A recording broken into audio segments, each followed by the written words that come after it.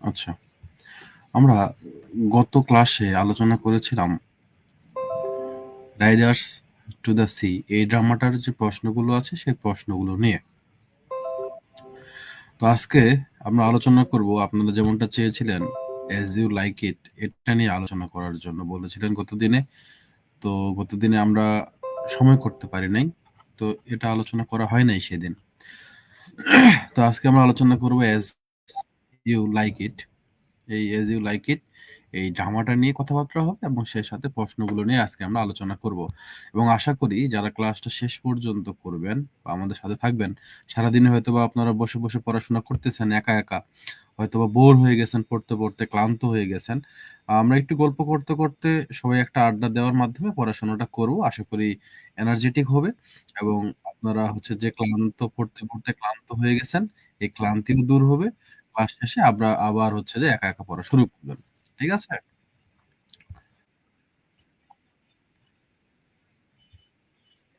আপু সাজেশন তো দিয়ে দিয়েছি সেই কবেই। আর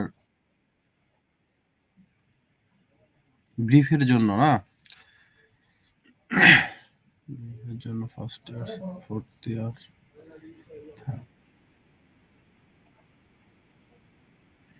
হ্যাঁ আপু দিয়েছি তো।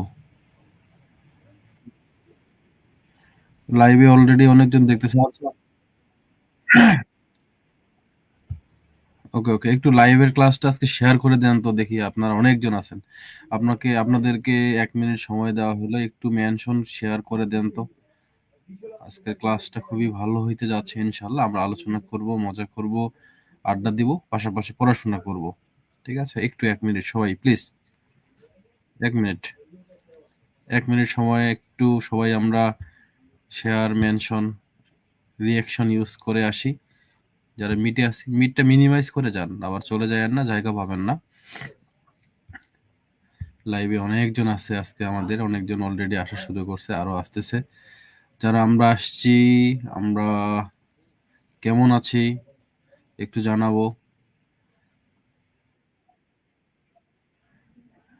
জি জি, আমি ভালো। যারা লাইভে আছি, আনোয়ার ভাই চলে আসছে, মুক্তা আক্তার, আমিনা আক্তার, মিতু, প্রভা, এই যে সবাই মেনশন দিচ্ছে, সবাই মেনশন দিয়ে আসি আমরা সবাই। আজকের ক্লাসটা অনেক মেনশন দেব। আনোয়ার ভাই, হ্যাঁ হ্যাঁ ভালো আছি ভাই, আপনি কেমন আছেন?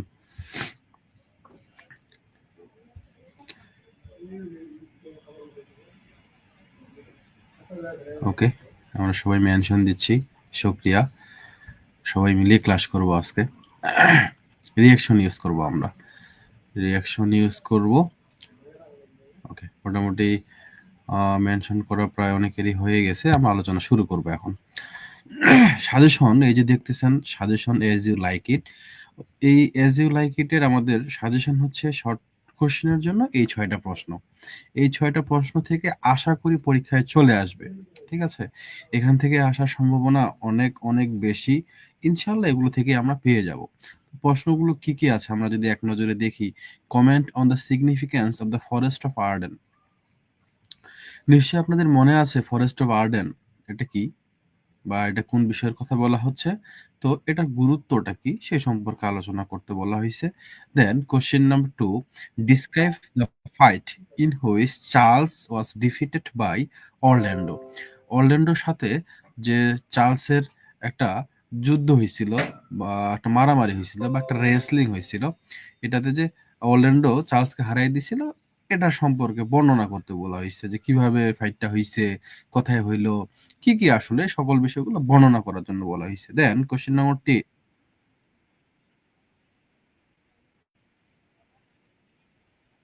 আমরা বেসিক্যালি কোশ্চেন আলোচনা করব, নাটক নিয়ে কিন্তু আমরা আলোচনা আগেই করেছি, আমাদের প্রিপারেশন ব্যাচে, মান্থলি ব্যাচে এইগুলো নিয়ে ডিটেল আলোচনা করেছিলাম।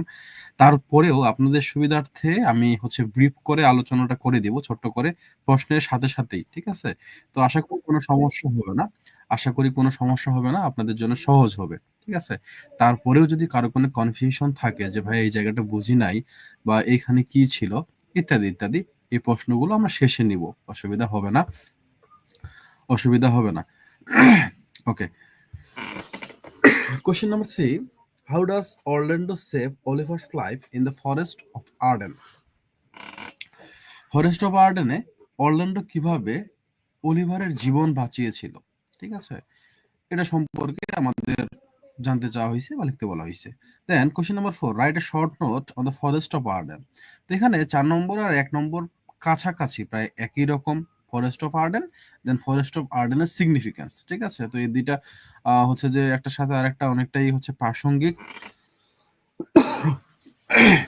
Question number 5, describe Duke seniors view on the life in the forest of Arden.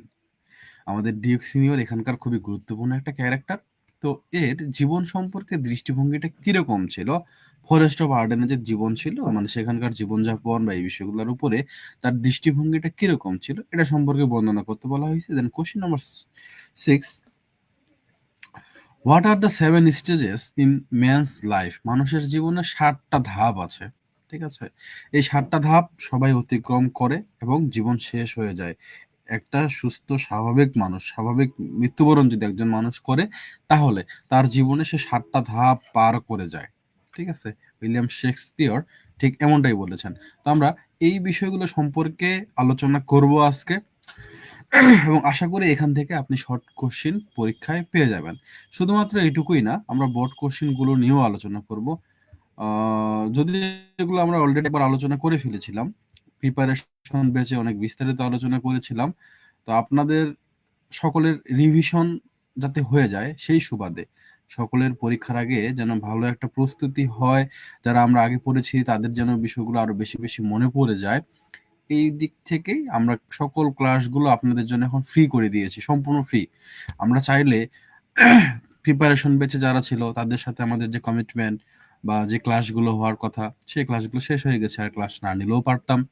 অথবা যারা আপনারা অন্যরা আছেন, ধরেন যে আপনারা আমাদের ক্লাস কখনোই করেন নাই, আপনাদের ক্লাস আমরা না নিলেও পারতাম। শুধুমাত্র আপনাদের সবার পরীক্ষাটা ভালো হোক, এই চিন্তা থেকেই আমরা কিন্তু ক্লাসগুলো নিয়ে যাচ্ছি প্রতিনিয়ত। হ্যাঁ, মাঝে মধ্যে রুটিন একটু এদিক সেদিক হইছে, হয়তো একটা দুইটা ক্লাস মিস চলে গেছে, বাট ম্যাক্সিমাম দিনেই কিন্তু আমরা ক্লাসগুলো নিচ্ছি। এখানে কি শুধুমাত্র চাওয়া এতটুকুই যে আমাদের ছোট ভাই বোনেরা এরা পরীক্ষাটা ভালো মতো দিক, ভালো করুক, ঠিক আছে। এর বেশি কোনো কিছুই না। কারণ আমরা দিচ্ছি, আপনারা যদি সেভাবে নেন, একটু নিয়মিতভাবে পড়াশোনাগুলো গুছায় পড়েন, তাহলে ইনশাল্লাহ খুব বেশি কঠিন কিছু না। কেবলই আজকে হচ্ছে ডিসেম্বরের 1 তারিখ, আপনাদের পরীক্ষার এখনো অনেক সময় বাকি। যদি আপনারা পড়াশোনা করেন নিয়মিত, সেই দিক থেকে সময় আছে যথেষ্ট। আর যারা পড়তেছেন না, তাদের জন্য 1 মাসে কি আর পুরো 1 বছর দিলেও ওই যে লাউ সেই কদু, কোনো লাভ হবে না, ঠিক আছে। এটা আশা করি আপনারা সবাই বুঝবেন। আহ, এই সময়টা কাজে লাগাইতে হবে সিরিয়াসলি। তো আমরা বোর্ড কোশ্চিন এই 3টা নিয়ে আলোচনা করব। বোর্ড কোশ্চিন 3টা দেখতে পাচ্ছি। Sketch the character of Rosalind as one of the most brilliant women character in Shakespeare, অথবা একই কথা বলা হয়েছে। দেন 5 নম্বর, consider as you like it as a romantic comedy. Most important question, comment on Shakespeare's the use of disguise in as you like it. ছদ্মবেশ ধারণ করার যে ছদ্মবেশের ব্যাপারটাকে যেখানে উইলিয়াম শেক্সপিয়র ব্যবহার করেছেন, সেই বিষয়টা নিয়ে বলতে বলা হয়েছে। তো এই প্রশ্নগুলো নিয়ে আজকে আমরা আলোচনা করতে যাচ্ছি। চলো শুরু করা যাক।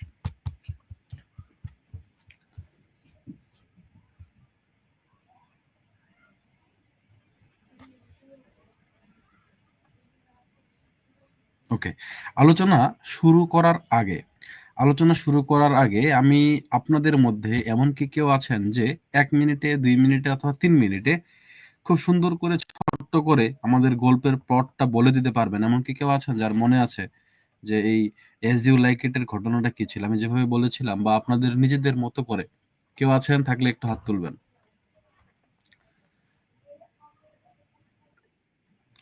সাবিয়া আপু, গুড। শারমিন বনি, মাহিয়া রহমান, অ্যাজ এক্সপেক্টেড। ওকে, অনেকজন আছে আমাদের। তো যেহেতু প্রথমে আমাদের সাবিয়া আপু হ্যান্ড রেজ করেছে, আমরা তার কাছে একটু যাব, একটু গল্পটা এক নজরে শুনে নিব।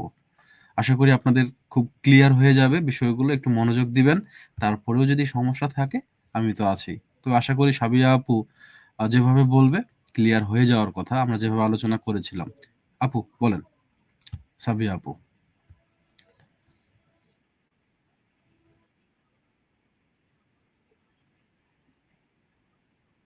ওকে। আপনি ফ্লুয়েন্টলি বলতে থাকেন, আমরা শেষে তখন আলোচনা করব যদি কোনো সমস্যা থাকে আপনার মতো করে।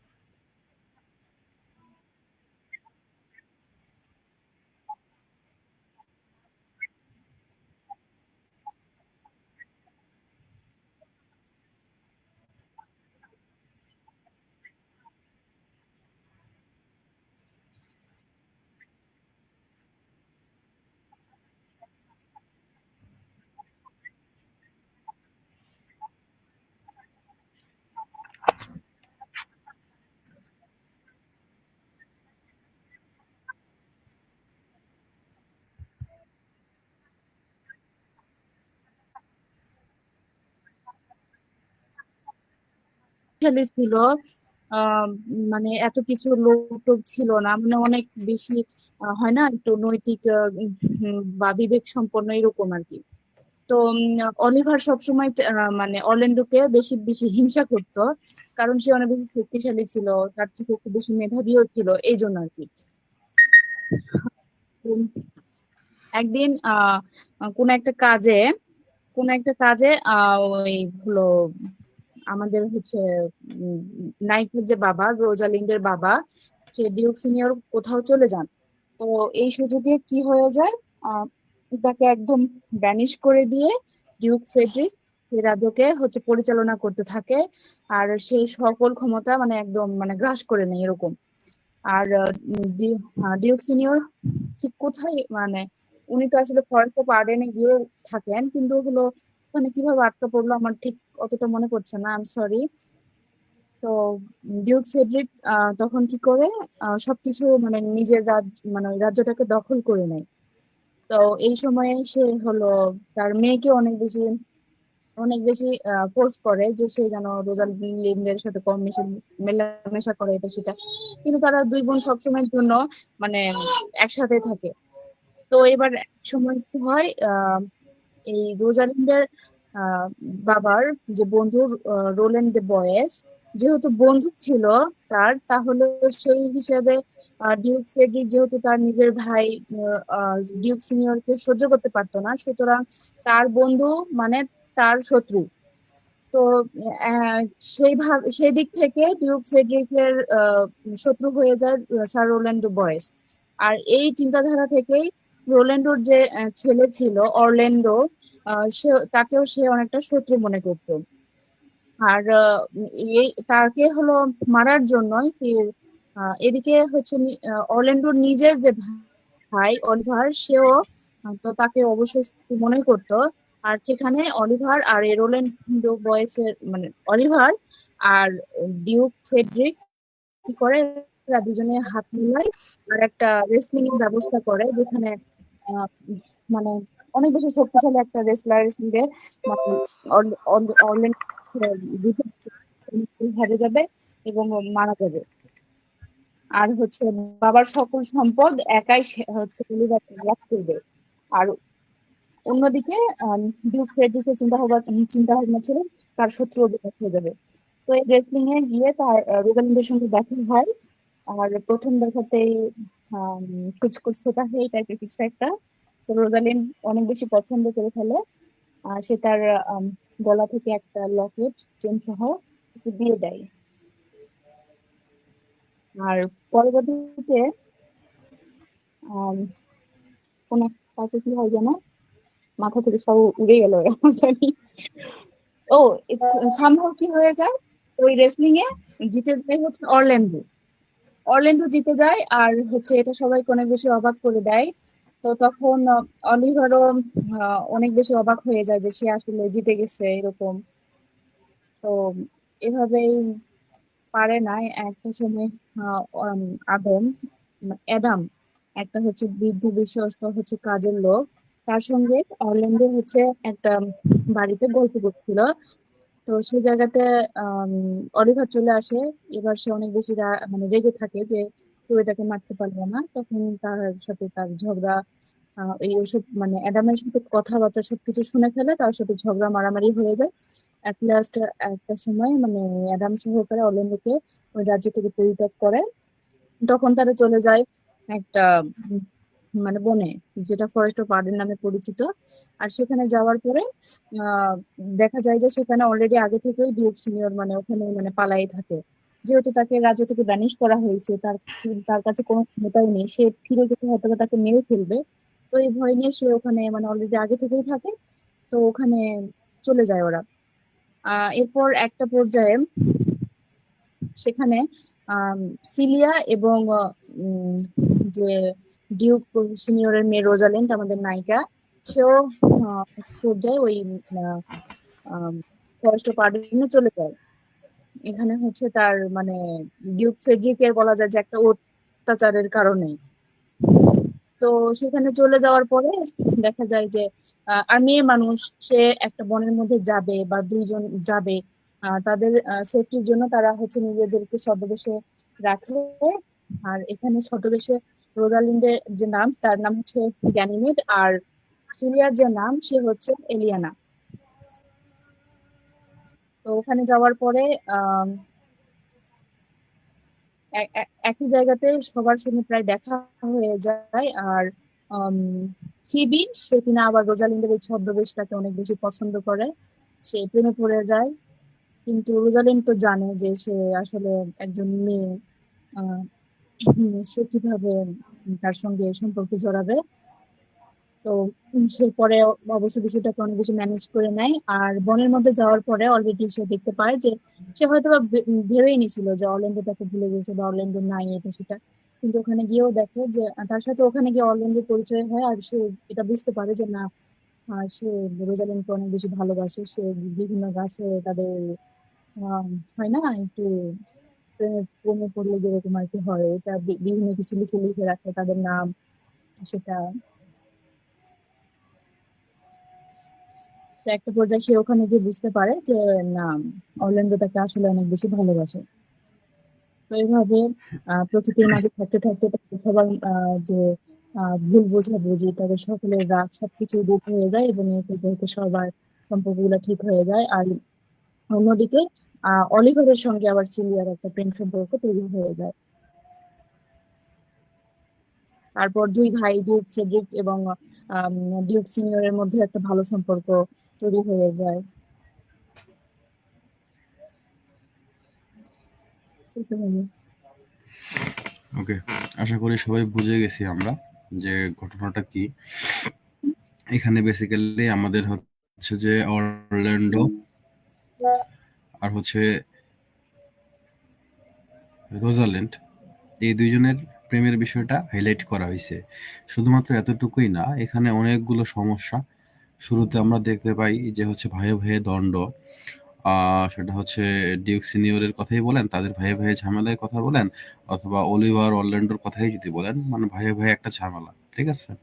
তো এই ঝামেলা বিভিন্ন রকম সম্পর্কের মধ্যে হচ্ছে যে কিছু ঝামেলা, যে একজন একজনকে পছন্দ করে কিন্তু সরাসরি পাচ্ছে না, একটা রহস্যময় ব্যাপার-স্যাপার, কিন্তু ফাইনালি গিয়ে সকল সমস্যার সমাধান হয়ে যায় প্রকৃতির মাঝে বা ফরেস্ট অফ আর্ডেনে, ঠিক আছে? সকল সমস্যার সমাধান সেই জায়গায় হয়। ভাইয়ে, ভাইয়ে মিল হয়ে যায়। সবাই সবার প্রেমিকাদের পেয়ে যায়। মানে এক কথায় সকল সমস্যার সমাধান কিন্তু এই প্রকৃতির মাঝে গিয়ে হয়। ঠিক আছে? তো এটা হচ্ছে একটা romantic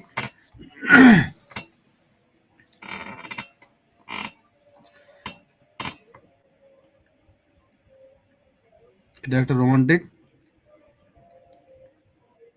drama, play, romantic romantic comedy.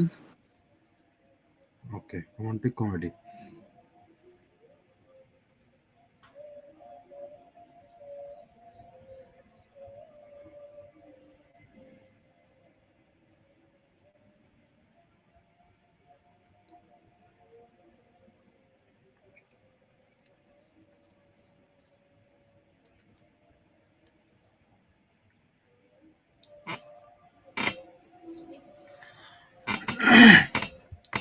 আচ্ছা, চলেন আমরা এবার প্রশ্নে চলে যাই। আমাদের কি ড্রামা ব্রিফ দাঁড়ায় দিবেন আজকে? আপনাদের আমি একটা হিন্টস দিয়ে দেই, তাহলেই হয়ে যাবে, আর দাগায় দেওয়ার দরকার পড়বে না। আপনারা পড়বেন কি, বিগত সালের যে প্রশ্নগুলো আছে সবাই একটু মনোযোগ দেন। জাস্ট ছোট্ট একটা ট্রিক কাজে লাগাইলেই হয়ে যায়। আসলে বিগত সালের বা প্রিভিয়াস ইয়ারের যে কোশ্চেনগুলো আছে, ব্রিফ কোশ্চেনগুলো যদি পড়েন প্রিভিয়াস ইয়ারের, তাহলে সেখান থেকে 5 থেকে 6টা মিনিমাম কমন পেয়ে যাবেন। 5 থেকে 6টা প্রিভিয়াস ইয়ার থেকেই মোটামুটি কমন পাওয়া যায়। আচ্ছা, এখন 5-6টা পারবো, বাকিগুলা কমন পাবো না, তাই কি হয়? তাই তো হয় না। তাহলে কি করতে হবে? বাকি 4টা কমন পাওয়ার জন্য সেট সাজেশনে সকলগুলো পড়া যেতে পারে, তবে বেটার হয় যদি কম পরিশ্রম করে আপনি কমন পাইতে চান, বেটার অপশন হচ্ছে যে ধরেন এজ ইউ লাইক ইট এর কথা যদি বলেন, এই এজ ইউ লাইক ইট এই ড্রামাটার যে ব্রিফ কোশ্চেন গুলো সেট সাজেশনে দেওয়া আছে, সেট সাজেশনের শেষের যে প্রশ্নগুলো, মানে এজ ইউ লাইক ইট এর ব্রিফ কোশ্চেন শেষের যে ব্রিফ কোশ্চেন গুলো, এইগুলো আপনারা পড়বেন। শেষের 10টা থেকে 15টা খুব বেশি গুরুত্বপূর্ণ হয়ে থাকে সাধারণত, এবং এখান থেকেই প্রশ্নগুলো আসার সম্ভাবনা সব থেকে বেশি থাকে। সেই সাথে আমরা যেভাবে আলোচনা করতেছি বা আলোচনা হচ্ছে যে আমাদের শর্ট কোশ্চেন বোর্ড কোশ্চেন গুলো পড়তেছি, এখান থেকে মোটামুটি ইনফরমেশন তো আপনার মাথায় আছে, এমন তো না যে আপনি কিছুই পড়েন নাই। দেখবেন যে 10টাই কমন পড়ে যাবে ইনশাআল্লাহ। তাহলে আপনি যে কাজটা করতেছেন প্রিভিয়াস ইয়ারের গুলো বা হচ্ছে যে সম্পূর্ণ করেন। আর ধরেন যে ইডি পাসের কথাই যদি বলেন, ইডি পাস রেক্সের, তাহলে এটার শেষের দিকে সেট সাজেশনের শেষের দিকে যেগুলো আছে এগুলো বেশি গুরুত্বপূর্ণ। সামনের গুলো কম গুরুত্বপূর্ণ না এরকম বলতেছি না, এগুলো গুরুত্বপূর্ণ, তবে শেষের দিকের গুলো থেকে বেশি কমন পড়ে, তো এগুলো একটু বেশি দেখবেন, তাহলেই হয়ে যাবে। বুঝতে পারছেন কথা? ভাইয়া ব্রড কোশ্চেন গুলা ভাইয়া কি শেষের আপনারা গুলা তো দিয়ে আবার ওই দিছেন? ব্রড কোশ্চেন গুলাই প্রিভিয়াস ইয়ারের বোর্ড কোশ্চেন গুলা থেকেই থাকে শেষের গুলা, ওইগুলাই। ওই 10-15টা দেখবেন, ওইখানে বোর্ড কোশ্চেনের পাশাপাশি কিছু গুরুত্বপূর্ণ প্রশ্ন থেকে যায়, ওগুলো থেকেই চলে আসবে। ভাইয়া এবি বিসি পার্ট গুলারও কি সাজেশন দিয়ে দিছেন? সাজেশন তো সেই কবে দিয়েছে আপু। ভাইয়া আচ্ছা একটু দাদা, কষ্ট এটা করে কি কোন মাস? লিঙ্কগুলো গ্রুপে দেওয়া যাবে? গ্রুপে দিয়েছে, আচ্ছা আজকে আমি আবার শেয়ার করে দিব। হ্যাঁ, আর কিছু ভাইয়া বলবেন থ্যাংক বলেন, ইউ। আমরা আলোচনা শুরু করব। না ভাইয়া, বলতেছিলাম আর কি, এমনি সাবজেক্ট গুলো ক্ষেত্রে কি রকম? এই যে শেষের দোষটা বললেন। হ্যাঁ, সেগুলো মোটামুটি বেশি গুরুত্বপূর্ণ, তুলনামূলকভাবে সেগুলো বেশি গুরুত্বপূর্ণ, ঠিক আছে? সেগুলো বেশি গুরুত্বপূর্ণ তুলনামূলকভাবে যদি কনসিডার করেন সেই দিক থেকে। আচ্ছা, চলুন, অনেক কথাবার্তা হইলো, আমরা গল্পটা জানলাম, মূল প্লটটা জানলাম। এখন আসেন আমরা পড়াশোনার মধ্যে ঢুকে যাই।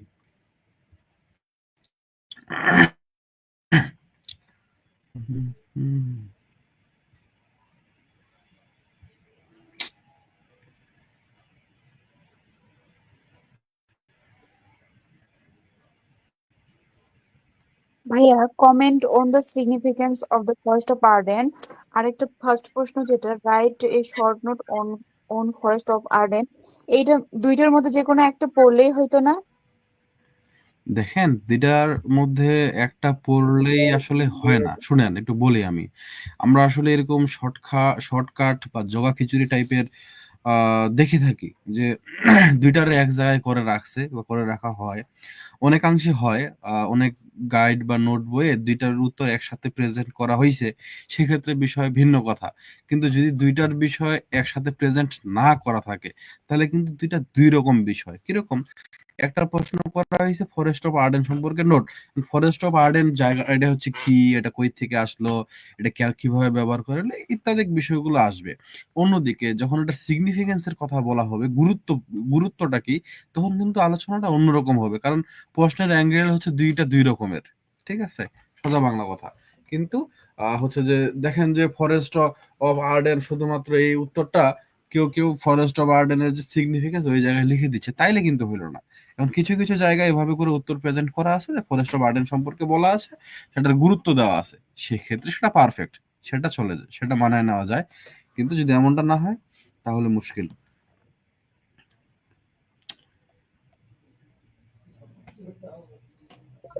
আচ্ছা ভাইয়া, ওই যে থার্ড ইয়ারের যে হ্যান্ড নোটটা আছে ওইটাতে কি ওই যে ব্রড কোয়েশ্চেনের বাংলাটাও দেওয়া আছে, যেরকম আপনারা পিডিএফ এ দেন?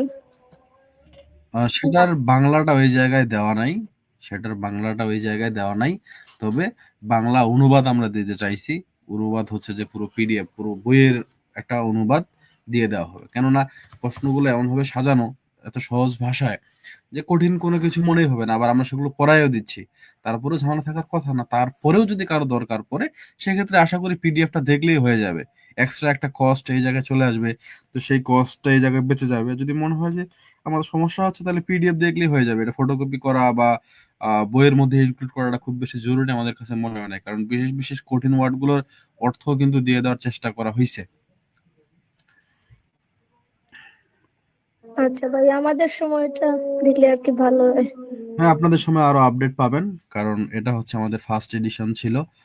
যদিও অনেক দিনের পরিশ্রমের ফল ছিল এই বইটা। আহ, তারপরেও হচ্ছে যে অনেক ঘষা মাজার বিষয় তো থাকেই। আপনারা আরো ভালোভাবে পাবেন। সমস্যা হবে না।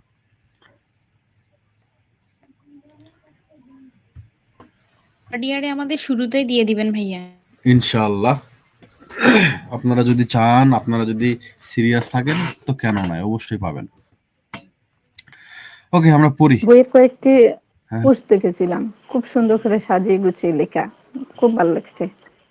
যে আমরা আসলে আমাদের সর্বোচ্চ চেষ্টাটুকুই করেছিলাম বইটাতে হচ্ছে যে ভালোভাবে সাজানো, যাতে করে একটা বই পড়েই খুব ভালো একটা প্রস্তুতি নেওয়া যায়, কোনো কিছুই বাকি না থাকে। সেভাবেই সাজানোর চেষ্টা করছি আমরা, ইনশাআল্লাহ। আপনারাও দেখবেন। আপনাদের হচ্ছে যে আপনাদের তো শেষ হয়েই গেল। সেকেন্ড ইয়ারে আপনাদের আমরা দিতে পারি নাই, খুবই দুঃখিত। আপনাদের নিয়ে অনেকদিন যাবত কাজ চলতেছে, কিন্তু আসলে এই কম সময়ে আপনাদের আর দেওয়া হয় নাই, বা এখন দিয়ে আসলে খুব একটা লাভও হইতো না। আপনারা থার্ড ইয়ারে পাবেন। আর যারা নিউ সেকেন্ড ইয়ার, তারা আবার পাবে। ঠিক আছে? তাদের জন্য কাজ মোটামুটি অনেক দূর। আমরা প্রতিনিয়ত কাজ করে যাচ্ছি। ইনশাআল্লাহ তাদের দিতে পারবো। ওকে, আমরা পড়ি। Describe the fight in which Charles was defeated by Orlando. Charles বলতে এখানে আমরা একটু গল্পটাতে যাই। আমরা জানি যেখানে একজন হচ্ছে রেসলার ছিল, যাকে কিনা কেউই হারাইতে পারতো না। ঠিক আছে?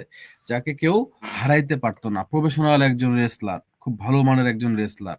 তো এই প্রফেশনাল রেসলার এ হচ্ছে যে প্রতি বছরই একটা ফাইট হয়, একটা রেসলিং কম্পিটিশন হয়। তো সে বরাবরই জিতে। তো এবারও সে ঘোষণা করছে যে সে এবার রেসলিং করবে। তো এই রেসলিং করার জন্য আসলে কে যোগদান করবে, আগেভাগে একটা হচ্ছে যে ডিক্লার দিয়ে দেওয়া হয়। তো এই রেসলিং এ পার্টিসিপেট করতে চায় অরল্যান্ডো।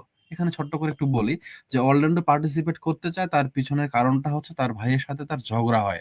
তার ভাইয়ের সাথে তার বিভিন্ন বিষয় নিয়ে, জায়গা জমির কথা বলেন, অধিকারের কথা বলেন, ইত্যাদি বিষয়গুলো নিয়ে একটা ঝগড়া হয়। তো ঝগড়া যখন হয় তার বড় ভাইয়ের সাথে, অলিভারের সাথে, তো তার মনটা খুব খারাপ হয়ে যায়। তার ভাই তাকে বাড়ি থেকে বের হয়ে যাইতে বলে, নানা রকম বকাঝকা করে, একরকম হাতাহাতিও হয়। ঠিক আছে? তাদের বাড়ির যে সার্ভ্যান্ট, ওল্ড সার্ভ্যান্ট, তখন এদের ঝামেলাটা মিটায় দেয়, কিন্তু অরল্যান্ডোর মনটা খুবই খারাপ হয়। যেমন ধরেন, আপনাকে যদি বাড়িতে এখন আপনার বড় ভাই অথবা আপনার বাবা অথবা মা বকা দেয়, খুব করে বকা দেয়, বকা খেলে কিন্তু আপনার মেজাজ খারাপ হবে, সবারই খারাপ হয়, যে আমাকে এইভাবে করে বললো, আমাকে একটুও ভালোবাসে না, আমাকে মনে হয় দেখতেই পারে না, আমাকে সহ্যই করতে পারে না, ইত্যাদি ইত্যাদি আমরা ভাবি, সাময়িকভাবে ভাবি।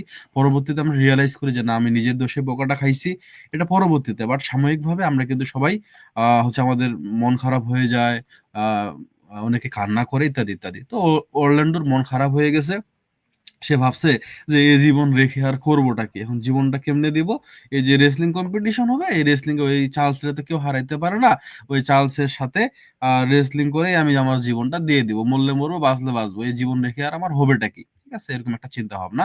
দেন সে হচ্ছে ডিক্লার দেয় যে সে এর সাথে ফাইট করবে। এখানে আরেকটু বলে নিতে চাই যে যখন অরল্যান্ডো ফাইট করতে চায়, যে ওই রেসলিং কম্পিটিশনে পার্টিসিপেট করার ডিক্লারেশন দেয়, বা হচ্ছে যে সেখানে পার্টিসিপেট করবে এটা জানায়, তখন চার্লস কিন্তু অরল্যান্ডোর ভাইকে জানায় যে তোমার ছোট ভাই কিন্তু হচ্ছে যে রেসলিং করতে আসতে যাচ্ছে, ওকে তুমি নিষেধ করো, ও যদি হচ্ছে রেসলিং এর মাঠে আসে তাহলে কিন্তু আমি বুঝবো না বা আমি দেখবো না যে এটা তোমার ভাই নাকি কার ভাই, ঠিক আছে। তো এখানে আরো কি, যে অলিভার সে বলে যে তুমি যদি অরল্যান্ডোকে হচ্ছে যে হারাই দিতে পারো বা মেরে ফেলতে পারো, তাহলে আমি তোমাকে ডাবল পুরস্কার দেবো, ঠিক আছে। তো এখন চার্লসের তো এখানে খুব ভালো একটা কম্পিটিশনে জিতবে, একটা প্লাস পয়েন্ট। দ্বিতীয়ত সে যদি জিততে পারে, অরল্যান্ডোকে সে যদি হচ্ছে যে শেষ করে দিতে পারে, তাহলে আবার অলিভারের কাছেও সে পুরস্কার পাবে, ঠিক আছে। এরকম গেল ব্যাকগ্রাউন্ডের কথাবার্তা। তো ফাইনালি তারা হচ্ছে যে মাঠে নামে, তাদের মধ্যে রেসলিং কম্পিটিশন হয়, কিন্তু এখানে দুর্ভাগ্যজনকভাবে এই রেসলিং কম্পিটিশনে ফর দ্য ফার্স্ট টাইম আমাদের চার্লস সে অরল্যান্ডোর কাছে হেরে যায়। এখানে আরেকটু বলে নিতে চাই যে সে অরল্যান্ডোর কাছে হেরে যায়, তার পিছনে কারণটা অনেকটা এরকম, যে এই অরল্যান্ডো সে কিন্তু হচ্ছে খুব বেশি পড়াশোনা করে নাই, তার বড় ভাই তাকে বেশি পড়াশোনা করার সুযোগ দেয় নাই, হচ্ছে তাকে ভালো পোশাক আশাক পরাইতো না। তো অরল্যান্ডো সে মাঠে কাজ করতো, খুব সুদর্শন, সুদেহী, মানে হচ্ছে যে খুব সুন্দর বডির, হচ্ছে সিক্স প্যাক আপনারা যেটা বলেন, ঠিক এরকম টাইপের চমৎকার একটা হচ্ছে কাঠামো, বডি কাঠামো। সে যেহেতু মাঠে কাজ করত, তো ফিজিক্যালি সে অনেক স্ট্রং ছিল, শক্তি সামন্ত একজন ব্যক্তি। তো এই কারণে ইয়াং একজন পার্সন, আর চার্লস যেহেতু মোটামুটি অনেকদিন থেকেই রেসলিং করতেছে, সে প্রফেশনাল রেসলার হইলেও তার কিন্তু বয়স হয়ে গেছে, ঠিক আছে। তো সে অরল্যান্ডোর কাছে হেরে যায়, সে অরল্যান্ডোর কাছে হেরে যায়। তো চলুন আমরা একটু লাইন বাই লাইন পড়ি, তাহলে আমাদের জন্য একটু সুবিধা হবে। তো এইভাবেই হচ্ছে এই যে এই ফাইটটা হয়, এবং ফাইটের মধ্যে সে হচ্ছে অরল্যান্ডোর কাছে হেরে যায়। চলেন, in William Shakespeare's play as you like it, the fight between Charles and Orlando is a pivotal moment that sets the stage for the unfolding events. খুবই গুরুত্বপূর্ণ একটা ঘটনা। Charles, a professional wrestler, is tasked by Duke Frederick with wrestling Orlando, who is the younger brother of Oliver, Duke Frederick's loyal servant. The outcome of the fight will determine Orlando's fate, as Duke Frederick hopes Charles will injure or even kill him. As the match begins, Charles exudes confidence and strength while Orlando appears inexperienced and outmatched. এখানে একটু বলে নিতে চাই যে যেহেতু এটা আমাদের একটা কমেডি, ঠিক আছে, এই এই যে আমি সরি, ঠান্ডা লাগছে তো বারবার গলা একটু আটকায় যাচ্ছে, আশা করি বিষয়টা ক্ষমা সুন্দর দৃষ্টিতে দেখবেন। তো এখানে যেটা হয়, কথা আটকায়। কেউ কিছু বলতেছেন?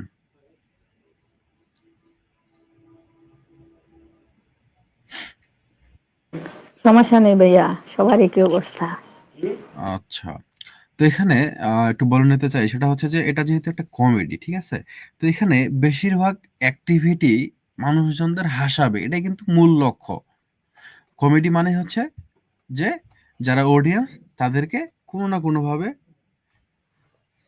হাসানো হবে, ঠিক আছে, তাদের মন ভালো করে দেওয়া হবে।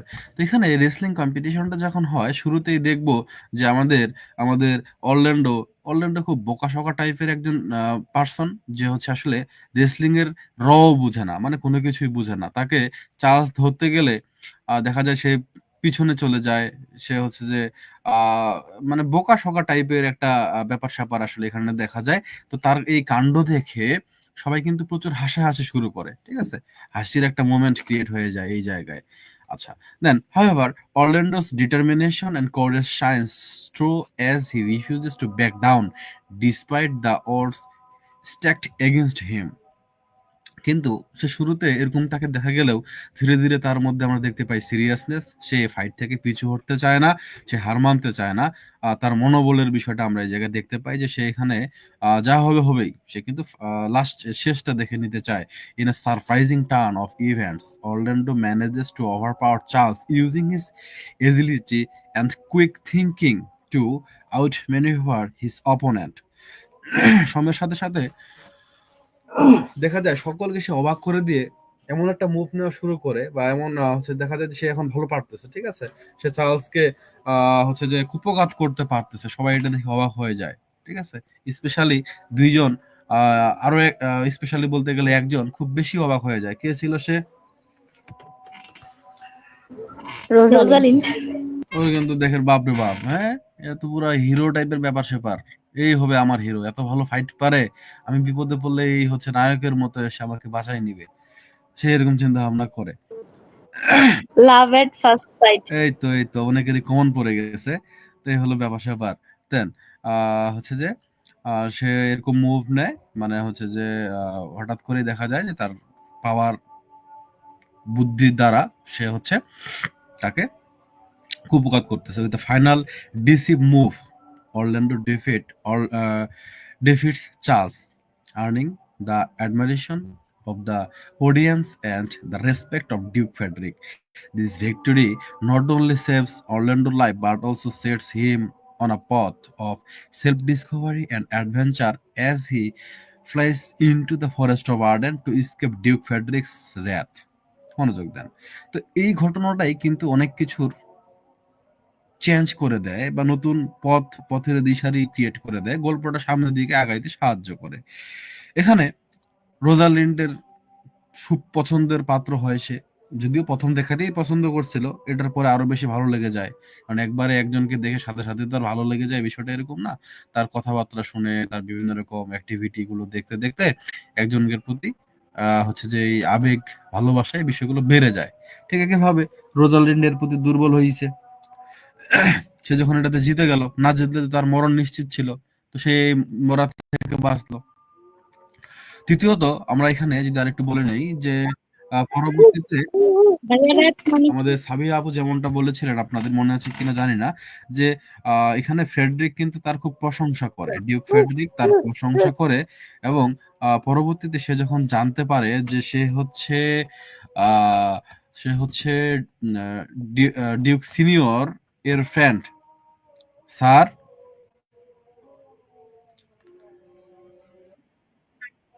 রোল্যান্ডোর বয়েস। এর ছেলে, রোল্যান্ড তখন সে মনে করে যে আমার ভাই তো আমার শত্রু, ভাইয়ের যে বন্ধু তাহলে সেও আমার শত্রু, আর শত্রুর সন্তান তাহলে তো সেও আমার শত্রু।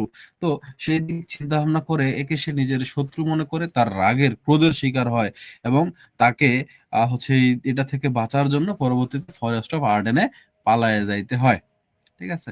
তো এই হচ্ছে আমাদের যে রেসলিং, এই রেসলিং এর বর্ণনা। এই যে ফাইট হয়েছে, এই ফাইটে যে সে পরাজিত হয়েছে, কিভাবে পরাজিত হইলো আমরা সেটাই কিন্তু বলার চেষ্টা করলাম। যে শুরুতে সে হচ্ছে যে কিভাবে, আমরা হালকা একটু বর্ণনা দিয়ে দিলাম যে ওরা আসলে কে, চার্লস কে, অরল্যান্ডো কে, হুট করে তো আপনি আর বলতে পারেন না যে এদের মধ্যে যুদ্ধ লাগে গেছে। হালকা একটু ব্রিফ আমরা বললাম যে এরা কি, তারপরে ওদের যে আমাদের ফাইটটা হয়েছে সেটা কিভাবে শুরু হলো, শুরুতে কে ভালো পারতেছিল, কে খারাপ পারতেছিল, এবং ধীরে ধীরে কিভাবে দৃশ্যপট বদলে গেল এবং কিভাবে জিতে গেল আমাদের অরল্যান্ডো। এই সকল বিষয়গুলো আমরা এখানে ফুটাইয়ে তুললাম। তাহলে এই হচ্ছে প্রশ্নের উত্তর। এটা কি আমরা সবাই বুঝতে পারছি? একটু জানাবো। জি ভাইয়া। জি ভাইয়া। ওকে, যারা লাইভে আছে আমরা একটু কমেন্ট করে দেই যে বোঝা গেছে কি যায় নাই, সমস্যা থাকলে জানাই। দেন গুরুত্বপূর্ণ কোশ্চেন, মনোযোগ দিবেন। How does Orlando save Oliver's life in the forest of Arden? How does Orlando save Oliver's life in the forest of Arden? আমরা শুরুতেই জেনেছিলাম যে অরল্যান্ডো আর অলিভার এই দুই ভাইয়ের মধ্যে একটা ঝামেলা হয়। এই জন্যই তো অরল্যান্ডো বাড়ি থেকে পালায়ে যায়, ওই রেসলিং এ যায়, ঠিক আছে? তো ওই রেসলিং এ যাওয়ার পরে এখানে ডিউক ফেডরিক তার পিছু নেয়। তো সে যখন বাড়িতে ফিরে আসে, বাড়িতে ফিরে আসার পরে জানতে পারে যে অলিভারই আসলে তাকে মেরে ফেলতে চাইছে। তখন সে বাড়ি ছেড়ে চলে যায় ফরেস্ট অফ আর্ডেনে, মানে অরল্যান্ডো ফরেস্ট অফ আর্ডেনে চলে যায়। এবং ফরেস্ট অফ আর্ডেনে গিয়ে ডিউক সিনিয়রের হচ্ছে যে সেখানে সে থাকা শুরু করে, ডিউক সিনিয়রের যে প্রাসাদ বা প্যালেস, সেখানে সে থাকা শুরু করে। এবং এখানে রোজালিন্ডো যায়, রোজালিন্ডোর সাথে তার কথাবার্তা হয়, হচ্ছে যে বিভিন্ন রকম ভাবের আদান প্রদান হয়, ঠিক আছে এসব কিছু। তো এখন এইদিকে আমাদের ডিউক ফেডরিক সে তো অরল্যান্ডোর পিছু নিছে। তো অরল্যান্ডোর যখন সে পায় নাই, সে অলিভারের কাছে গেছে। অলিভারের কাছে গিয়ে সে অরল্যান্ডোর খোঁজ খবর চাইছে, তো সে দিতে পারে নাই। তখন সে অলিভারের সকল সম্পত্তি ছিনায়ে নিছে, ছিনায় নিয়ে বলছে সে যদি অরল্যান্ডোর খোঁজ খবর না দিতে পারে বা অরল্যান্ডোর যদি ধরে নিয়ে না আনে দেয়, তাহলে অলিভার তার সম্পত্তিগুলো ফিরে পাবে না, ঠিক আছে? তো তাকে তার বাড়ি থেকে বের করে দেওয়া হয়। এখন অলিভার কই যাবে? অলিভার তার ভাই ফরেস্ট অফ আর্ডেনে, ফরেস্ট অফ আর্ডেনে যখন আসে, এই ফরেস্ট অফ আর্ডেনে আসার পরে সে হচ্ছে, এটা যেহেতু একটা বন, একটা জঙ্গল, বা জঙ্গলে সে আসলে এই জঙ্গলের ধারে ঘুমায় পড়ে, মনোযোগ দিবেন, ক্লান্ত হয়ে ঘুমায় পড়ে। তো বনের মধ্যে অনেক জীবজন্তু পশু পাখি তো থাকেই। সেখানে এই ঝোপের পাশে সে শুয়েছিল। ওখানে একটা সাপ থাকে, তার দিকে তাক করে যে সাপটা তাকে অ্যাটাক করবে, এরকম একটা অবস্থা। এবং ঝোপের পাশেই ছিল একটা সিংহ, যে সিংহটা খুবই ক্ষুধার্ত, যে কিনা হচ্ছে যে অলিভারকে খাবে খাবে এরকম একটা অবস্থা, ঠিক আছে, আক্রমণ করবে এরকম একটা অবস্থা। তো এই সময়ে সেই পথ দিয়ে হেঁটে আসে আমাদের অরল্যান্ডো।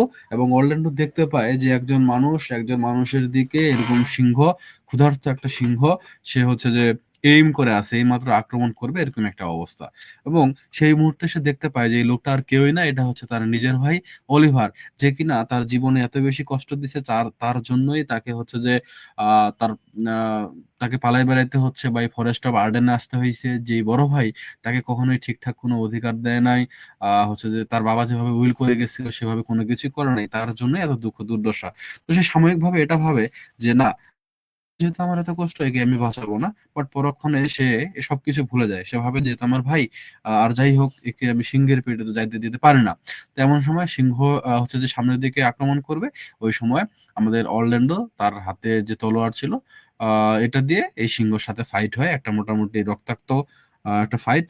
এই ফাইটে সিংহটাকে সে কুপোকাত করে ফেলে এবং তার ভাইকে, অলিভারকে, সিংহের হাত থেকে বাঁচায়। এমতো অবস্থায় এমতো অবস্থায় অলিভার তো এইসব ধস্তাধস্তিতে হচ্ছে যে জেগে যায় বা দেখে যে আমার ভাই আমাকে এই বিপদ থেকে বাঁচাইলো। তখন তার কাছে মনে হয় যে না, আমি আসলে যা করছি এতদিন সবকিছু ভুল ছিল, এটা আমার করা একদমই উচিত হয় নাই। সে তার ভুল বুঝতে পারে এবং হচ্ছে যে তার ভাইয়ের কাছে সে ক্ষমা চেয়ে নেয় এবং তাদের মধ্যে সম্পর্কটা ঠিক হয়ে যায়। চলুন তাহলে, এই হচ্ছে আমাদের গল্প, বা মূল ব্যাকগ্রাউন্ডটা এতটুকুই বুঝতে পারলাম, যে কিভাবে ফাইটটা হয় এটুকু আমরা জানাই। জি ভাইয়া। জি ভাইয়া, বুঝতে যদি পারছি। এতটুকু বোঝা যায়, চলুন আমরা একটু লাইন বাই লাইন দেখি, কারণ আমরা শুধুমাত্র গল্প শুনলে হবে না, আমাদের পরীক্ষার খাতায় লিখতে হবে।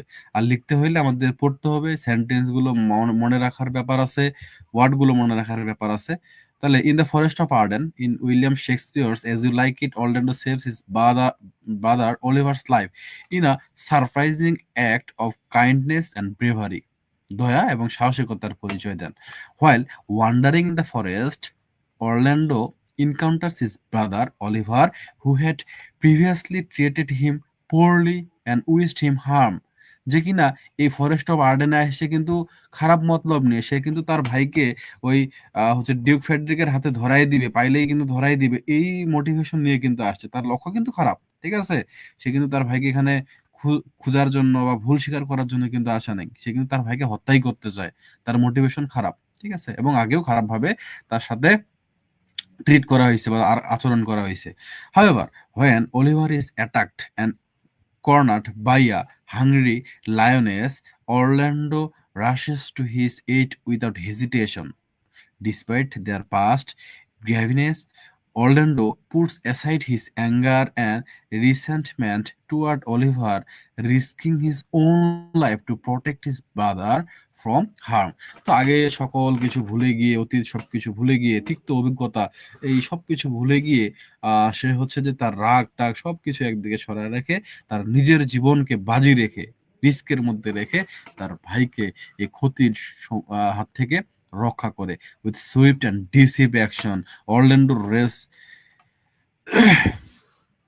races with the ferocious lioness, using all his strength and courage to fend her off and save Oliver from certain death. এভাবে সে বাঁচায়।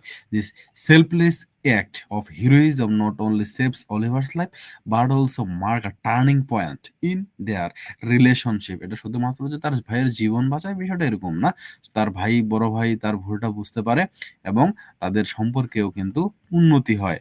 Oliver is deeply moved by Orlando's bravery and kindness, leading to reconciliation between the brothers and newfound sense of mutual respect and understanding. দুই ভাইয়ের মধ্যে সকল কিছু ঠিক হয়ে যায়।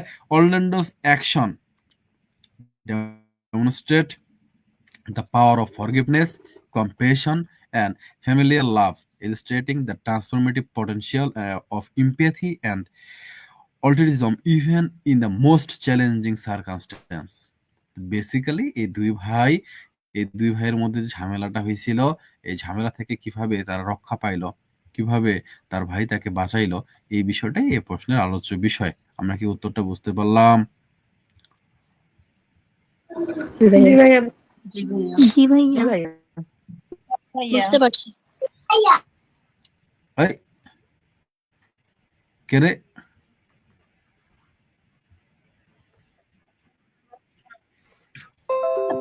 কার বাচ্চা? বাচ্চাও কয় ভাইয়া, বাচ্চার মাও কয় ভাইয়া। বলতে হবে জি মামা।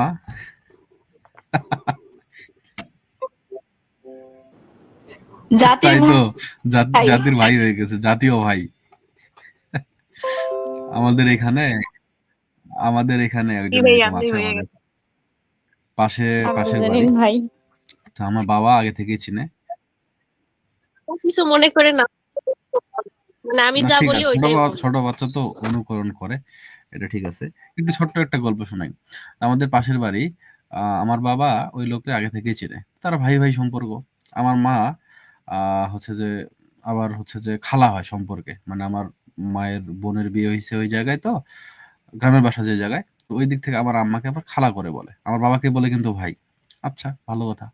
এখন আমাদেরকে আবার বলে ভাই, মানে খালার দিক থেকে ইয়া করলে তো আমরা ভাই হই। ওই হচ্ছে যে ওই ভদ্রলোকের আমরা বলি ভাই। আবার ওদের যে সন্তানরা আছে, মানে দুইটা ছেলে আছে, ওরা আবার আমাকে বলে ভাই। বুঝছেন, মানে ভাই ছাড়া আর কোনো কিছু নাই। আচ্ছা, আজান দিচ্ছে, আমরা একটা ছোট্ট ব্রেক নিব, তারপরে আমরা আলোচনা শুরু করতেছি।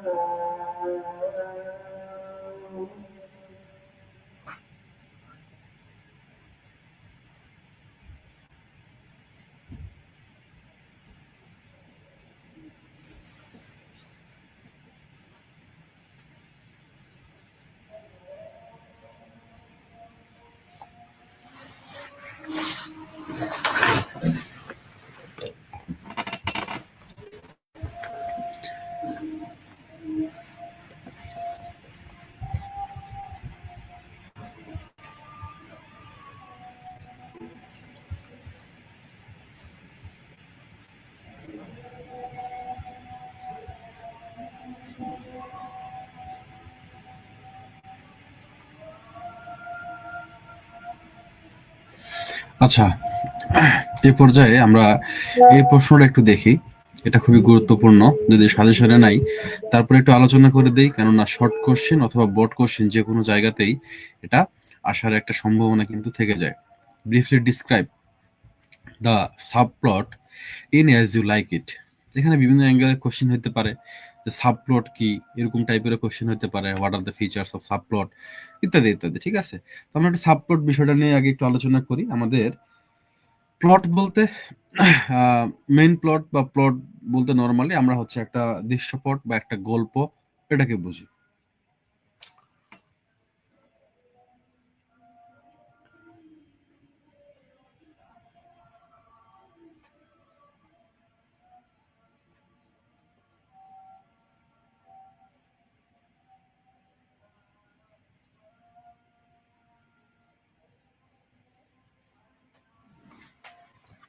আচ্ছা, তো সাবপ্লট বলতে কি, গল্পের মধ্যে গল্প। সাবপ্লট বলতে গল্পের মধ্যে গল্প, এরকম বিষয়টাকে বোঝায়। যেমন আমাদের অ্যাজ ইউ লাইক ইট এর কথাই যদি আমরা চিন্তা করি, অ্যাজ ইউ লাইক ইট এ হয়েছে কি, আমাদের মেইন গল্পটা কি, মেইন গল্পটা হচ্ছে অরল্যান্ডো আর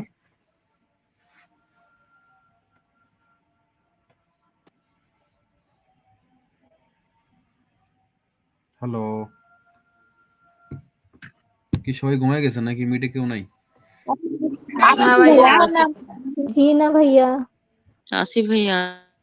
ভাইয়া পর কি শেষ হয়ে যাবে ক্লাস? ক্লাস শেষ হবে না, লাইভে চলে আসেন। আজকে অন্য ইয়া থেকে দিছি তো, ভুলে আমি মাঝখানে কয়েকদিন ক্লাস নিয়ে নাই, আজকে ভুলে এটা থেকে দিয়ে দিছি। দুঃখিত আমি সেটার জন্য, অসুবিধা নাই। আপনাদের এদিকে হয়ে গেলে সবাই লাইভে চলে আসবেন, সেখানেই কথাবার্তা হবে। তো এখানে অরল্যান্ডো আর হচ্ছে সিলিয়া নাকি? রোজালিন। রোজালিন। কি ভাই দুলাভাইয়ের সাথে শালিরে দিয়ে হায় দিচ্ছেন। হায় হায় হায় হায়। কে বললো এটা? ভাইয়া তো ফ্রি দিয়ে দিচ্ছে। বলে না শালি আধা ঘরোয়ালি নাকি, এরকম একটা কথা বলে। রোজালিন জানতে পারলে আপনার খবর করে দিবে।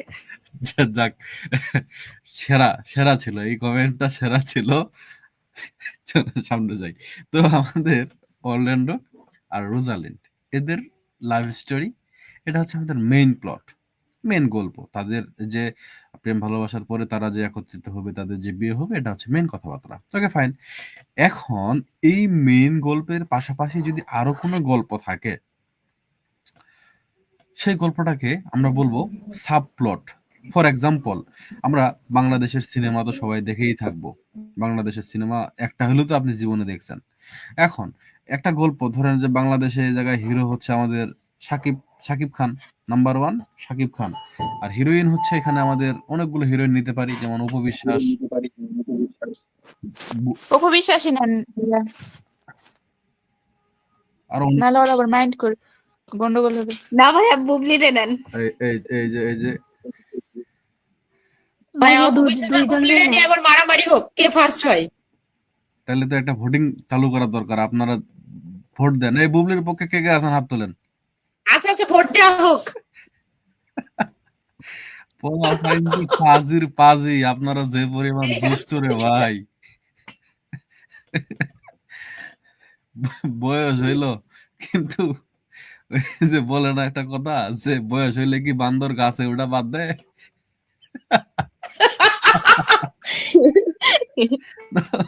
আপনাদের অবস্থা হয়েছে তাই। ভাইয়া অস্ত্র জমা দিছি কিন্তু ট্রেনিং জমা দেয় নাই এখনো। তাই তো দেখা যায়। ওকে, তো আমাদের ধরেন যে মেইন প্লট কি, যে গরিবের পোলা বড় লোকের মাইয়া, তারা তাদের মধ্যে একটা প্রেম ভালোবাসার সম্পর্ক হবে এবং ফাইনাল মোমেন্টে গিয়ে তাদের বিয়ে হবে। এটা হলো মূল কথাবার্তা, বাংলাদেশের সিনেমার যে স্টাইলটা। আচ্ছা, এখন এই গল্পটাকে ডেভেলপ করার জন্য এর পাশাপাশি ছোট ছোট অনেকগুলো গল্প কিন্তু থাকতে পারে, একটা সিনেমায় থাকে। দেখা গেছে যে আহ সাইডে একটা নায়িকা, সাইডে একটা নায়িকা, যার আসলে খুব গুরুত্বপূর্ণ ভূমিকা এই সিনেমাটার মধ্যে নাই, তবে মেইন ক্যারেক্টারটা বা মেইন প্লটটাকে ডেভেলপ করার জন্য কিছুটা ভূমিকা এই জায়গায় পালন করে, বাট তাদেরকে স্কিপ করে গেলেও যাইতে পারতো। এরকম 2-3টা ছোট ছোট গল্প কিন্তু একটা সিনেমার মধ্যে থাকতে পারে। তাহলে মূল যে প্লট সেটা হচ্ছে যে আমাদের শাকিব খান আর অপু বিশ্বাস বা বুবলির মধ্যে যে রিলেশনটা, এটা বিল্ড আপ করা, এটা ফাইনালাইজ করা, ঠিক আছে? তো এটাকে ডেভেলপ করতে গিয়ে আর ছোট ছোট যে গল্পগুলোকে এটার মধ্যে ইনক্লুড করা হয় সেটা হচ্ছে আমাদের এই জায়গায় সাব প্লট। তাহলে মেইন প্লট আর হচ্ছে সাব প্লট। ঠিক একইভাবে আমরা যদি এখানকার কথা বলি আমাদের এজ ইউ লাইক ইট এর, এখানে মেইন প্লট আমরা যেটা বললাম যে অরল্যান্ডো আর হচ্ছে রোজালিন্ড, রোজালিন্ডের। ঠিক আছে? তাহলে এর পাশাপাশি আমরা আরো কিছু প্লট দেখি, যেমন হচ্ছে আমাদের সিলিয়া অলিভার এদের ব্যাপারটা আমরা দেখি। আরো আমরা এখানে 2টা কাপল পাই, টাচস্টোন অদ্রি, আর একটা হচ্ছে ফিবি সিলভিয়াস ফিবি। সিরিয়াস আর ফিবি। আচ্ছা।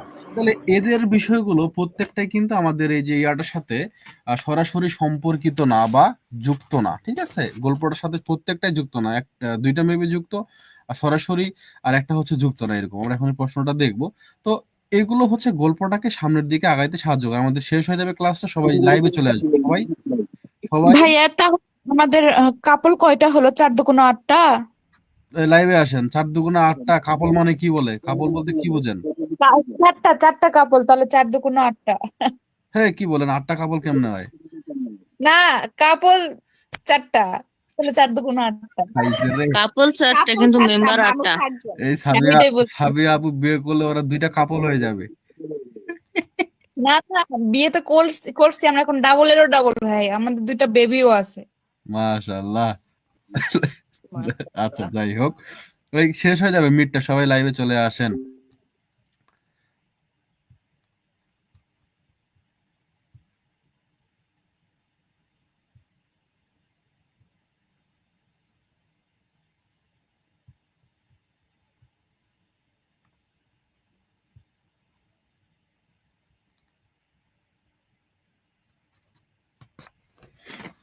সবাই লাইভে চলে আসেন, তো আসে হাজিরা দিবেন যে ভাইয়া কে কে আসলাম, কে কে আসলাম না।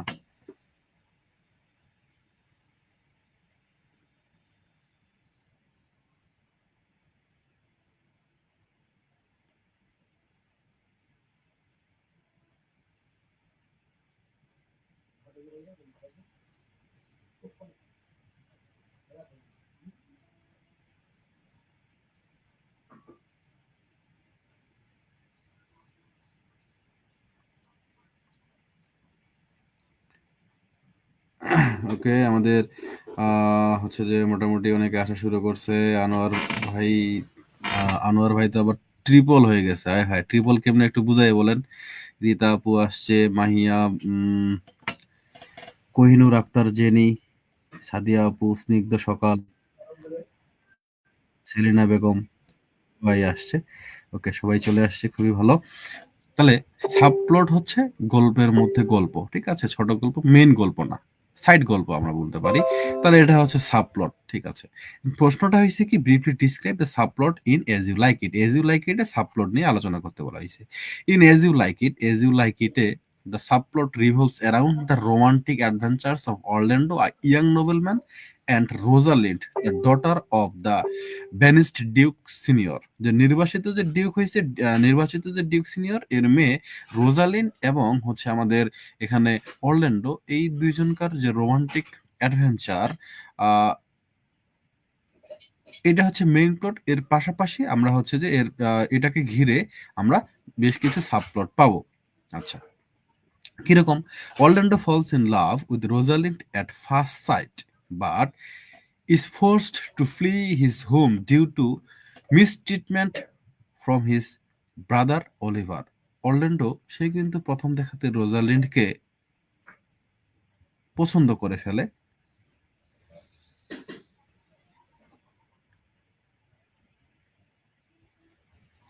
আচ্ছা, আমাদের ঐশী আপু উনিও আসছে, তো উনি আসছে, ওনার নাম বলে নাই, মেবি ওটা দিনই বলতেছে। হ্যাঁ, উনিও চলে আসছে, সবাই আসছে। আচ্ছা, ওলা ভাই না আবার হুমকি দেয়, যাক ভালো। তো প্রথম দেখাতে অরল্যান্ডো রোজালিনকে পছন্দ করে ফেলে, ঠিক যেমন ভাবে আপনারা প্রথম দেখাতেই অনেককেই পছন্দ করে ফেলেন। এখন দেখি তো কয়জন সৎ ব্যক্তি আছে, সাহসী ব্যক্তি আছে, যে প্রথম দেখাতেই অরল্যান্ডোর মতো অবস্থা হয়েছে, এরকম কে কে আছেন দেখি কমেন্টে, সাহসী বান্দাদের। একটাও সাহসী নাই, সব ভীতু কাপুরুষ, কা মহিলা। আচ্ছা, তো এই আমাদের অরল্যান্ডো তার ভাইয়ের এই মিসট্রিটমেন্ট বা মিসবিহেভিয়ার আমরা যেটা অলরেডি জানছি, সেজন্য তাকে পালাই যেতে হয়। রোজালিন্ড কি অলসো তার ওই যে চাচার ইয়াতে তাকেও চলে যাইতে হয়, এবং সে ছদ্মবেশ ধারণ করে একজন ইয়ং ম্যানের নাম হচ্ছে Ganymede, and along with her cousin Celia seeks refuge in the forest of Arden where his father lives. Orlando what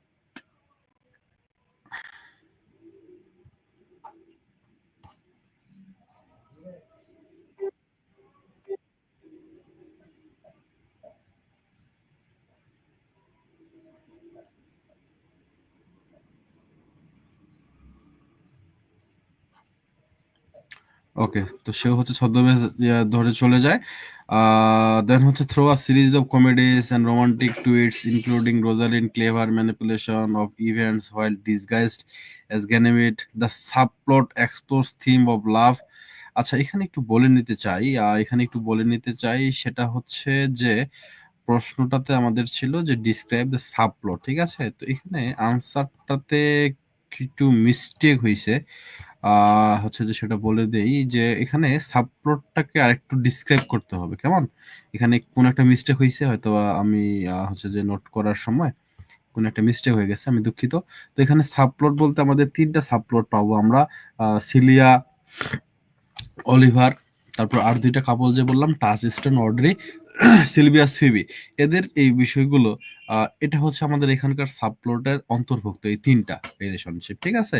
তো এই 3টা তার মধ্যে সিলিয়া আর হচ্ছে অলিভার, এদেরটা মোটামুটি সরাসরি ভাবে আমাদের হচ্ছে যে কি বলে মেইন যে প্লট, এই মেইন প্লটটার সাথে সম্পর্কিত, ঠিক আছে? এখানে অলিভার অলিভার আসলো বা সিলিয়া সে এর সাথে আসছে, তো মোটামুটি একটা প্রাসঙ্গিক বা এর গুরুত্বপূর্ণ অবদান আছে মেইন প্লটের ক্ষেত্রে। অন্যদিকে বাকি যে 2টা প্লট আছে সাব প্লট, ওই 2টার হচ্ছে সরাসরি সম্পর্ক কিন্তু আমরা এই জায়গায় পাই না। তো এটা একটু এক্সটেন্ড করে নেবেন, এটা বলে দিলাম, যে অসুবিধা নাই, এটা বলে দিলাম, আশা করি এটা সমস্যা আর হবে না। ওকে, দেন ব্রড কোশ্চেনে যদি আমরা যাই। আচ্ছা, আজকে কি ব্রড কোশ্চেন পড়াই দিব নাকি আমরা এখানেই শেষ করব? আগামী দিনে ব্রড কোশ্চেন পড়বো আমরা, একটু এই জায়গায় একটু ক্লিয়ার করে নিতে চাই। মোটামুটি 1 ঘন্টা হয়ে গেছে, তো যে কয়েকটা শর্ট কোশ্চেন পড়লাম এগুলোই হোমওয়ার্ক করবেন, নাকি আমরা সামনের দিকে আগাবো, নাকি আগামী দিনে ব্রড কোশ্চেন গুলো পড়তাম তাহলে? মাইয়ামিম কয় আচ্ছা, সত্যি কথা কইছে তো কয়েকজন, কারা কারা বলছে একটু আমরা দেখি। হ্যাঁ, ওরে সর্বনাশ, ওরে সর্বনাশ,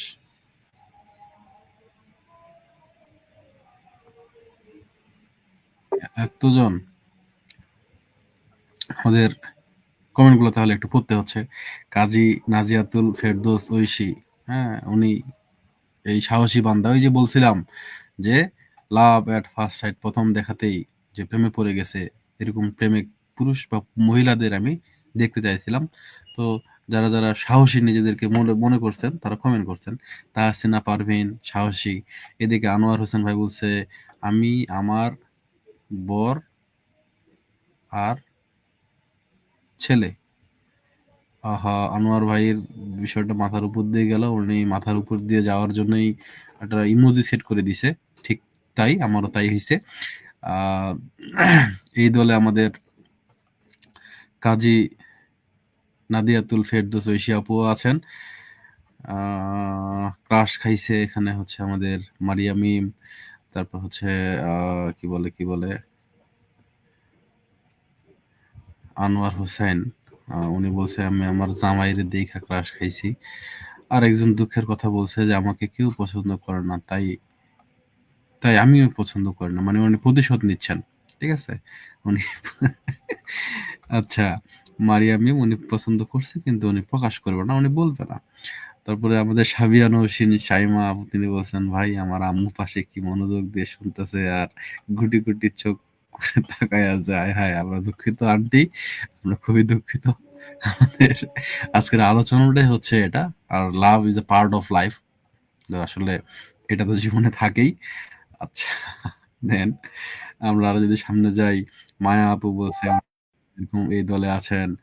আহ কাজী নাদিয়াতুল আপু বলছে আমি না, সে উনি খুব চমৎকার একটা কমেন্ট করছেন। যাই হোক, তো বলা ভাইয়ের সবাই আসলে সাহসীর দলে, সবার জীবনে আসছে এরকম আমাদের অলরাউন্ডার রোজালিন্ডের মতো ব্যাপার স্যাপার। তবে সবার এই বিষয়গুলো সাকসেস হোক সেই ফরেস্ট অফ আর্ডেনে গিয়ে। মায়ের is a part of life, একটা মায়েরও মাটিতে পড়বে না। তো ফরেস্ট অফ আর্ডেনে যাইতে হবে, ফরেস্ট অফ আর্ডেনে গেলে সকল ঝামেলার অবসান হয়ে যাবে। তো আজকে কি আমরা আর প্রশ্ন সামনের দিকে আগাবো নাকি এখানে শেষ করব? বেশি পড়লে মাথার উপর দিয়ে যাবে। আমরা আজকে শর্টগুলো মোটামুটি পড়লাম, আগামী দিনে বটগুলো পড়তাম। কি বলেন আপনারা, একটু জানাবেন। সবার মতামতের উপর ডিপেন্ড করে আমরা সামনের দিকে আগাবো। আজকে কি আমরা এখানে শেষ করব নাকি আগাবো, শেষ করব নাকি আগাবো, শেষ করব নাকি আগাবো?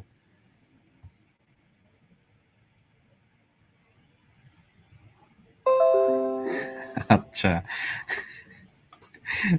যাই হোক, সাবিয়া নওশিন সীমা আপু বলছে যে সাউন্ড কমায় রাখছে। আচ্ছা আচ্ছা, নাদিয়াতুল ফেরদৌস আপু, আপনি তাহলে সাউন্ড বাড়ায় দেন, আপনি সাউন্ড বাড়ায় দেন, তাইলে বুঝে যাবে। ওকে, ব্রড থাক, আজকে আর না, শেষ করেন। আচ্ছা ঠিক আছে, একদিনে বেশি হলে হবে কি বোরিং লেগে যাবে, আমরা বোরিং এর মধ্যে যাইতে চাই না, আমরা মজা করে করেই পড়তে চাই, একটু একটু করে গল্প আড্ডা দিয়ে দিয়ে পড়তে চাই। কারণ আপনারা তো সারাদিন পড়াশোনা করতেছেন আমি জানি, তার মধ্যে আমরা একটু সবাই আসলাম, একসাথে কথা বললাম, একটু আড্ডা দিলাম, এ কারণে আসলে আপনাদের সাথে একটু মজা করা, ঠিক আছে? এটাই হচ্ছে মূল উদ্দেশ্য। তো একটু মজা করলে ভালো লাগবে। এখন আপনারা আবার খাইয়ে দাইয়ে পড়তে বসবেন, দেন আপনার পড়াটাও খুব ভালো মনে থাকবে, মনোযোগ দিতে পারবেন। তো যেগুলো পড়লাম এগুলো রিভিশন দিয়ে লিখে ফেলতে পারেন, হাতের স্পিডটাও ধরে রাখতে হবে। আর practice make a man perfect. তো পারফেক্ট হইতে হলে প্র্যাকটিস অবশ্যই করতে হবে। তো ঠিক আছে, তাহলে আজকের আর আলোচনা না বাড়াই, আপনাদের মূল্যবান সময়টা না নেই। এতক্ষণ সাথে থাকার জন্য অসংখ্য অসংখ্য ধন্যবাদ। আপনাদের সামনের দিনগুলো খুব ভালো হোক, সবাই সুস্থ থাকেন, এই ঠান্ডার সময়ে একটু সাবধানে থাকেন। অসুস্থ হয়ে গেলে কিন্তু সমস্যা, 2-4 দিন সময় নষ্ট হয়ে যাবে, পিছায় পড়বেন, ঠিক আছে? তো সুস্থ থাকার সর্বোচ্চ চেষ্টা করতে হবে। আর যে যেই ধর্মেরই হন না কেন, সবাই নিজ নিজ জায়গা থেকে একটু ইবাদত করার চেষ্টা করেন, তাহলে মনের দিক থেকে প্রশান্তি পাবেন, পড়তেও ভালো লাগবে। তো ঠিক আছে, সবাই ভালো থাকেন, সুস্থ থাকেন। আজকের মতো শেষ করতেছি। আল্লাহ হাফেজ। আসসালামু আলাইকুম।